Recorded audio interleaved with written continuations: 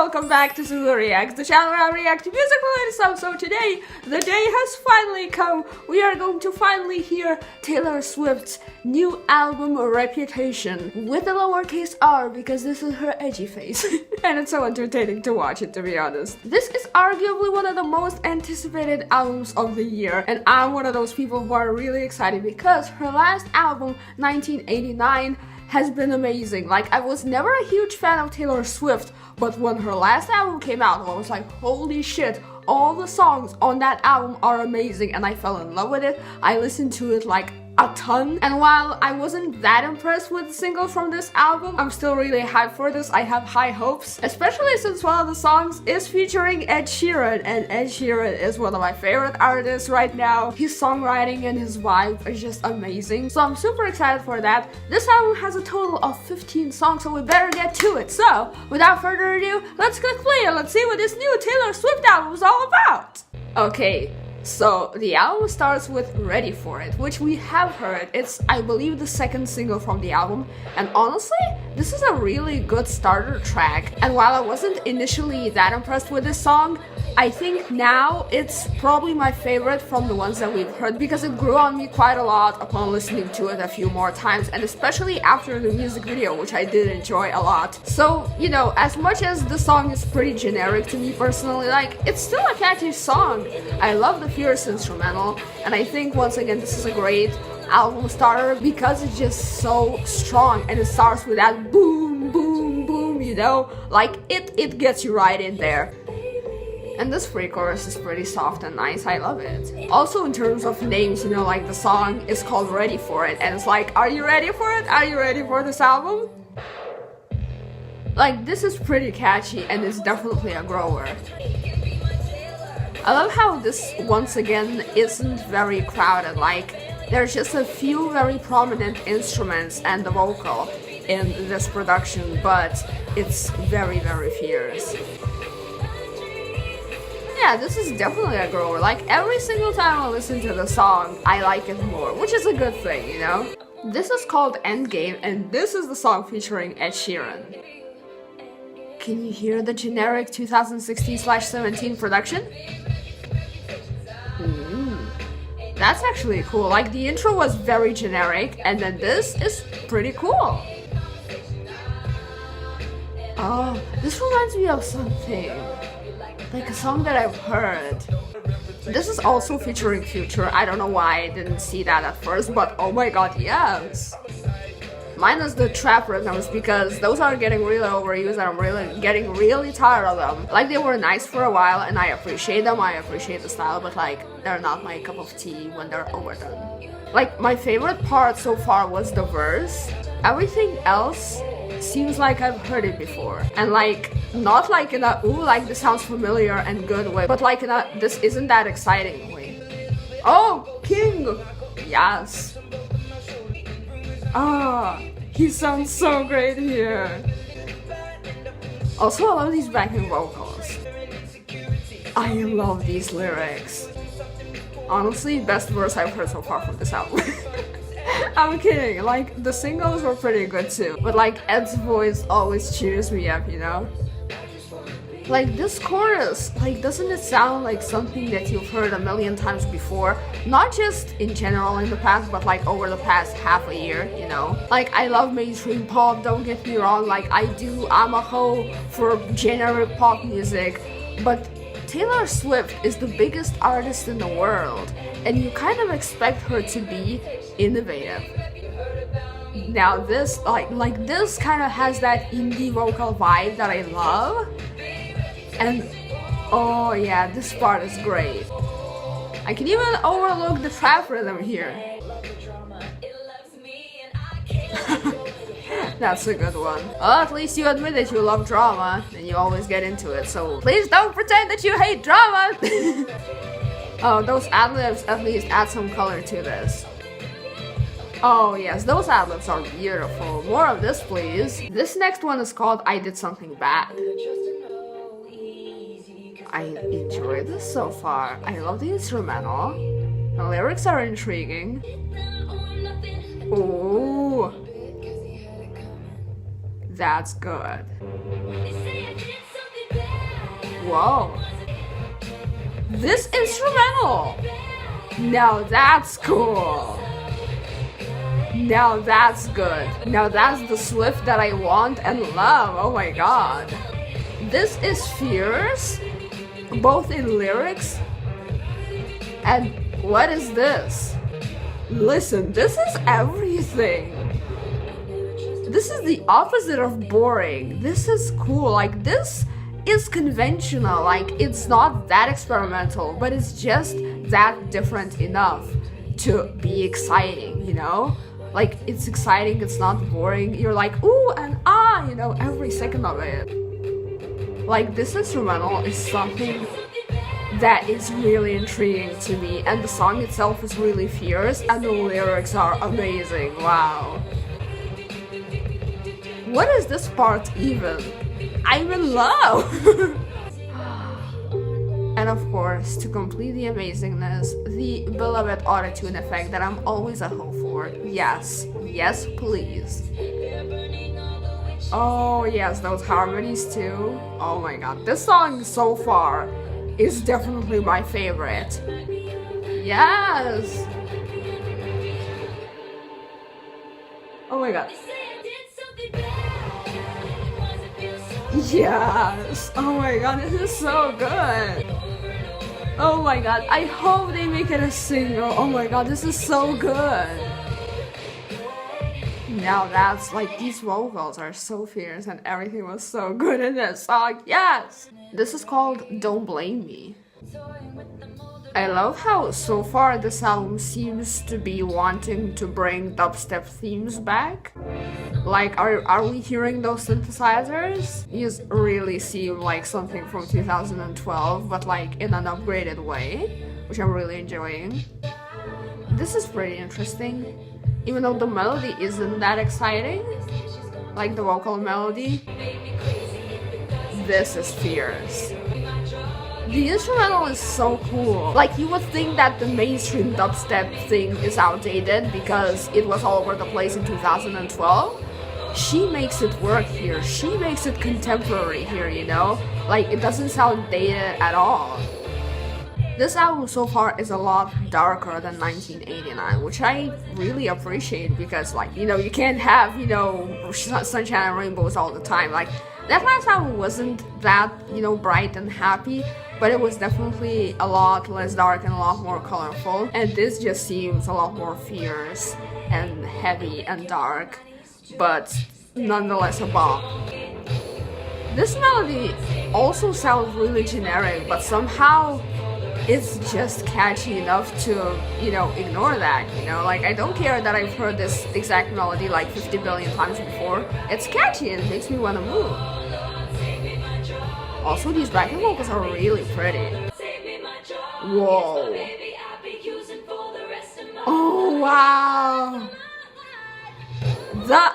That was everything. Like, those vocals. Oh my god, did you hear that? That was awesome. This definitely so far is some good headbanging material. You feel me? This is called Delicate, and a vocoder or backing vocal is always a way to win my heart over, so I hope this is good. Honestly, I am a sucker for vocal effects. I like the soft vibe of this. Like, these backing vocals are really pretty.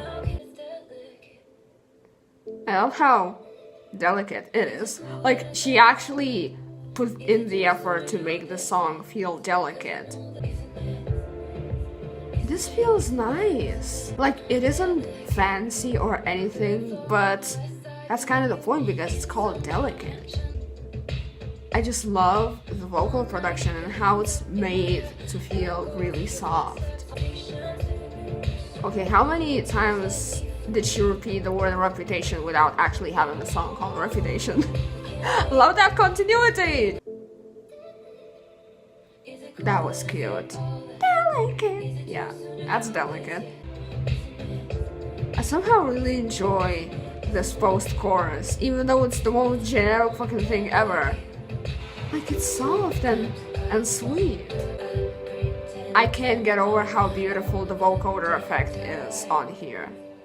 Like, how fitting is that? Like, you can't look me in the eye and tell me that that vocoder slash autotune effect isn't fitting in this song. It's just like, it works so beautifully. It adds to that delicate feel, contrary to what you would think, because like a vocoder is like a fusion of synthesizer and a vocal, which would probably make it more harsh, but it doesn't here.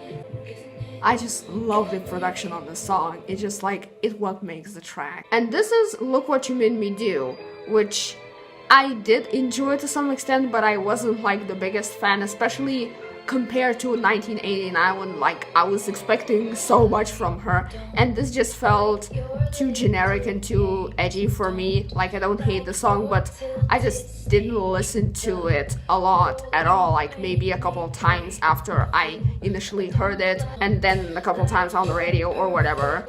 It's interesting to listen to it more and just maybe let it grow on me, because so far this album was really enjoyable. I'll definitely be listening to it more. Like, this chorus, pre-chorus thing is my favorite part of the song, probably. Like, it's not groundbreaking, but it is catchy. Look what you made me do.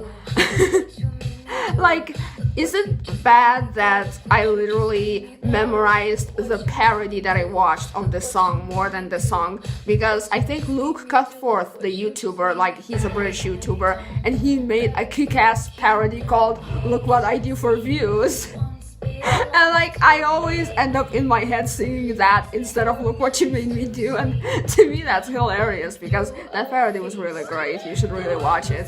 These vocals are actually really interesting. They really sound detuned because like, I think some layered vocals don't actually match, you know, in terms of notes and stuff like that, and it provides a cool and unique effect. This is still the best part of the song. Better check it twice. Oh. This line is still cringy. Like, why would you put that in? Like, it doesn't add anything to the song. It's just like, for the sake of being dramatic and extra TM and edgy, and that's the one thing in the song that I still don't understand, you know? This one's called So It Goes, ... aka dramatic punctuation once again. This has some pretty vocals. I like the verses. The chorus is okay. I feel like, once again, it's like, she can do better. With a lot of the singles as well, I was like, you know, like, I feel like we are allowed to expect more from Swift at this point. Like, she's one of the biggest artists right now, and I know that she's a great songwriter. She had tons of amazing songs in the past. And in a lot of songs on this album, I feel like it's like the melodies and some of the lyrics sound really lazy. I do like the vocal production here, and this pre-chorus is really nice. So far, mostly in this album, I'm just impressed by the vocal production. Oh, now that's pretty. I love those backing vocals. This is gorgeous, and this is the song that I loved from the beginning. Like, this somehow reminds me of the best of 1989, you know? Like, the vibe and the entire songwriting of this, it just like feels familiar. And this time it's familiar in a good way. I don't know what makes a familiar or generic song good or bad. Like, I haven't figured it out yet, but you know, sometimes it just works and sometimes it doesn't. I think it's entirely down to personal preference, and I'm just a slut for these types of songs. Like, it's sweet. You're so gorgeous. I know, right? This is so cute. Also, the instrumental is really fun here. I love these instruments and these sounds. Me? The line about the cats, like, I'm the crazy cat lady, and I relate. Also, those albums are really pretty. This is called Getaway Car. I like this melody a lot, actually. Oh my god. Was this produced by Jack Antonoff? Like, he was one of the co-producers on this album. Yeah, who wants to bet that this was produced by Jack Antonoff? This is good. Yep. Like at this point, like I know his style so well that I can literally, like at 99.9% of the time, I can tell that he had to do something with a song without even looking it up. Now this is a Taylor Swift song, yes. This is so good. I love the production in the verses and the toned down vocals and like something filtered, you know, in the background, and it was soft, and then the chorus is like BAM! And it's so good, yes. I love this pre-chorus. I love the vibe of the vocals here. Listen, this melody is so adorable and I love it. Like, this is genuinely catchy. It doesn't feel like try hard and stuff like that. It's just like really... Oh my god. Oh my god. Oh my god, this melody. Oh yes. Oh my god, this bridge was beautiful. This is literally my favorite thing that I've heard from this Taylor Swift era so far. I knew she would come through, and with help of Jack Antonoff, with the obvious help of Jack Antonoff, this production is no short of flawless. Honestly, can Jack Antonoff produce literally every song in existence? Like, I just love his style so much. I love this alternative melody. God, yes! This is wonderful. The funniest thing will be if I will look this up and it will not be produced by Jack Antonoff. This is called King of My Heart. This is fun. I love this melody. I don't really love the trap rhythm, but other than that, it's just promising. I like it. Oh boy. Boy. First of all, vocoder backing vocals. Second of all, pretty melody. Third of all, fierce production. And those drums, like, oh my god, there's so much. Wow, the fuck did just happen? What did I just experience? Oh my god! Oh, this just keeps getting better. God fucking damn it, this is great. Honestly, from the singles, I was fully ready to be kind of meh about this album, but honestly, so far, like with every single song, this seems to be getting better, you know? Oh my god. I can't believe that this exists, and this is so pretty. All those harmonies and vocals and just the layering is wonderful here. Like, honestly, are you hearing this drop? Like, this is a drop. Like, this is such an interesting take on a modern electronic music drop. This has sort of like vocal chops, but it's entirely based on drums and percussions. God, this is a perfect Taylor Swift song. Like, this and the last one is like, they're like a power duo. Like, they're both incredible. And like, I know that this also has trap elements, but it has just enough of those other impressive percussions and drums to basically cancel that out, and it's just so innovative and awesome. Like, are you hearing this? Like, I can almost ignore the hi-hats and everything else is just so overwhelmingly incredible. Oh my god, I can't. This is so good. This is called Dancing With Our Hands Tied. Honestly, I don't care. The rest of the album can be crap. I will be satisfied with it because the last few songs have blown me away. I love this melody. I love how pretty her vocals sound here. This is fun. Once again, catering to what's mainstream and popular now. But it's nice. Like, it is catchy.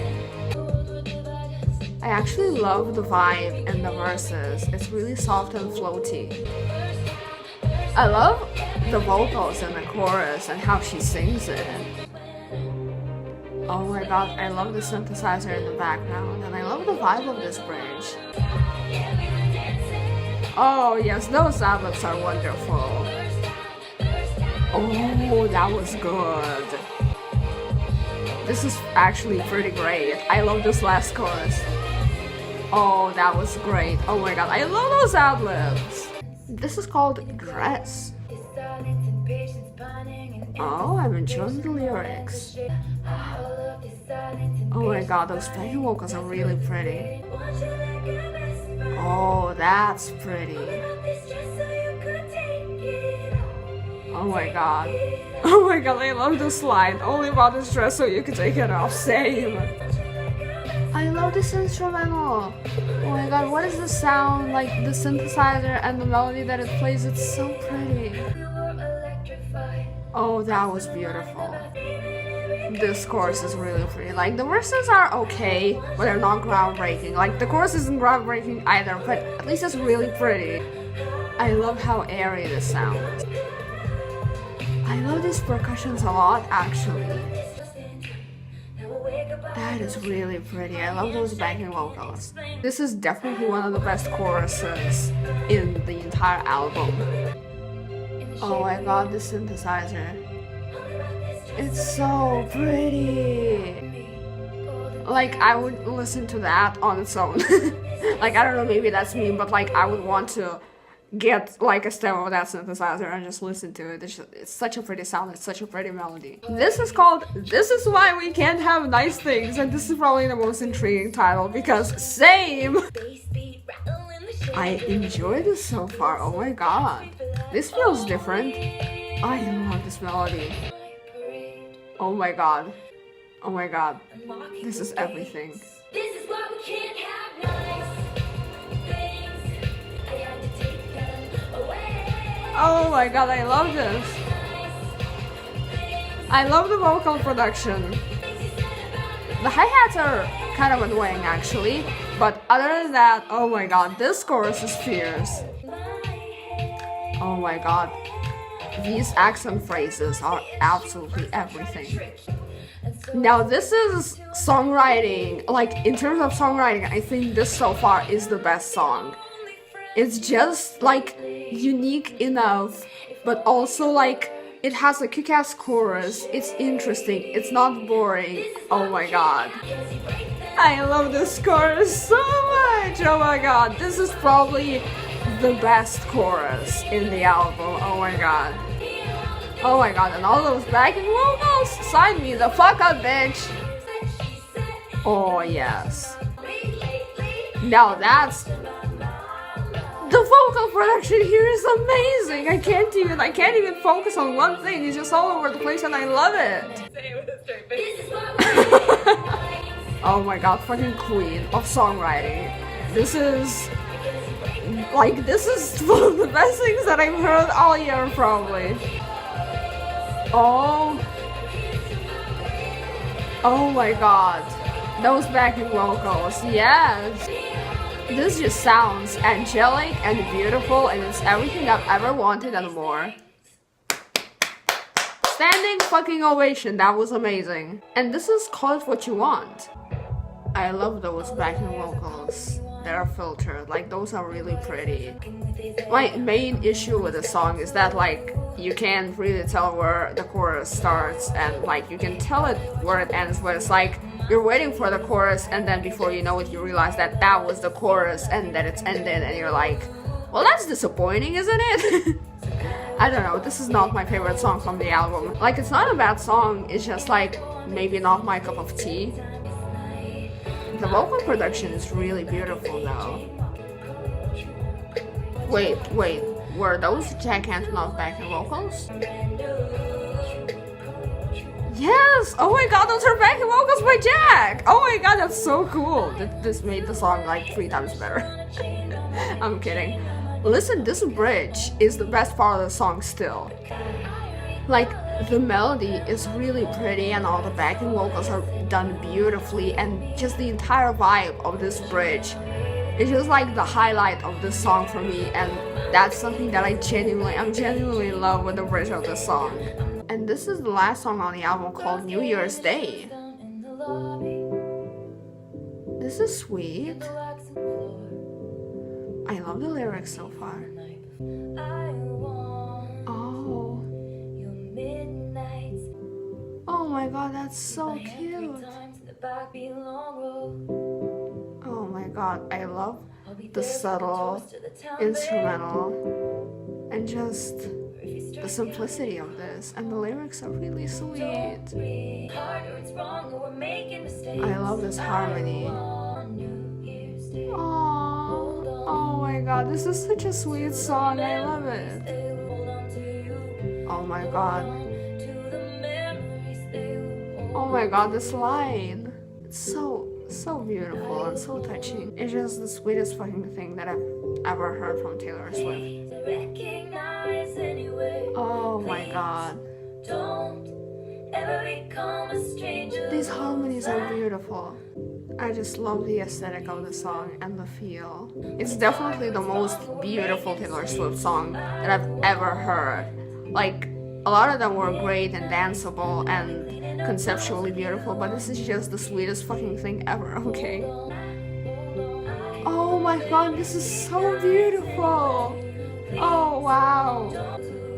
This is such a cherry on top. Like, there were so many great songs on this album, and it's just like tops it off beautifully. And that was the entire Taylor Swift Reputation album. Oh my god, like, there was a lot of things. First of all, let's start with the Holy Trinity. Getaway Car, King of My Heart, and This Is Why We Can't Have Nice Things. These three songs absolutely stole my heart. These are like my top 3 favorite tracks from this album. And I know that it's entirely personal preference, because obviously if you notice, there is an obvious pattern of, you know, what I like, what type of songs I like, what type of melodies I like, what type of vibes I like. And while I enjoyed all these songs more or less, there are definitely ones that I prefer out of the bunch. And I mean, the last song, New Year's Day, is definitely up there as well. It's just the fucking sweetest thing ever, and it's just like something that I've never heard from Taylor Swift. I haven't listened to any of her earlier albums in full, because in the past I was never into country music, and pretty much I fell in love with her during her 1989 era. So that's another thing. If you want me to react to any other Swift albums, please tell me in the comments down below. I'm really curious. Like, I'm way more open to country music than I was before. Let's say like 5 years ago, like, I hated that stuff, but now I really enjoy it. I think it's a really soft and sweet genre, and I'm definitely not opposed to getting into some older Taylor Swift stuff as well. Other than that, of course, there were tracks on this album that I wasn't really passionate about, and I think that on some of them definitely she could have done better. Like, for example, with Endgame, I expected it to be like really good, because I mean, it's featuring Future and Ed Sheeran, but it felt like the most forced collaboration that I've